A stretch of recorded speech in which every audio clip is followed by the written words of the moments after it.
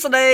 អ្នកអស់នេះថ្ងៃនេះខ្ញុំសូមណែនាំនៅ Razer handset កាសប្រភេទ 7.1 surround sound ដែលយើងលេងហ្គេមទៅគឺមុខក្រោយឆ្វេងស្ដាំអីគឺយើង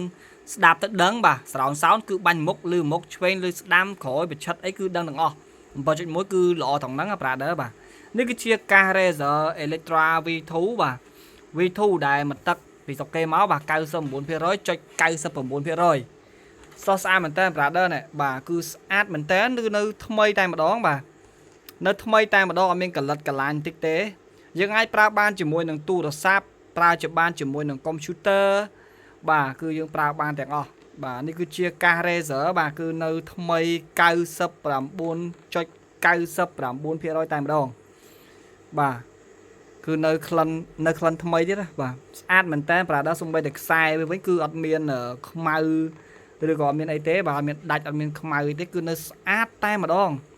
បាទកាសនេះគឺនៅស្អាតសឹង 99.99% អញ្ចឹងអ្នកទាំងអស់គ្នាដែលចង់ទិញកំពុងស្វែងរកកាស Razer បាទ 7.1 សម្រាប់លេងហ្គេមគឺត្រូវហើយបាទ 7.1 ហ្នឹងយើងមើលរឿងមើលអីគឺឆ្វេងស្ដាំ surround sound តែម្ដងបាទជាប្រភេទកាស surround sound ហើយដូចរបស់វាគឺមកជាមួយនឹងដូចនេះអ្នកនរអាចប្រើជាមួយនឹង connect ជាមួយនឹងទូរស័ព្ទរបស់យើងក៏បានប្រើជាមួយនឹងកុំព្យូទ័រក៏បាន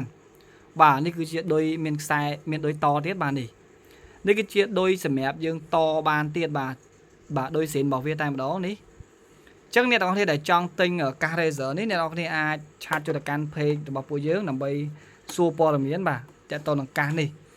បាទ 99.99% បាទគឺនៅស្អាតតែម្ដងបាទនៅស្អាតមែនតើស្ទឹងតែដូចថ្មីអ្នកនរគ្នាបាទគឺនៅស្អាតខ្លាំងបាទកាស Razer កប់តែម្ដង brother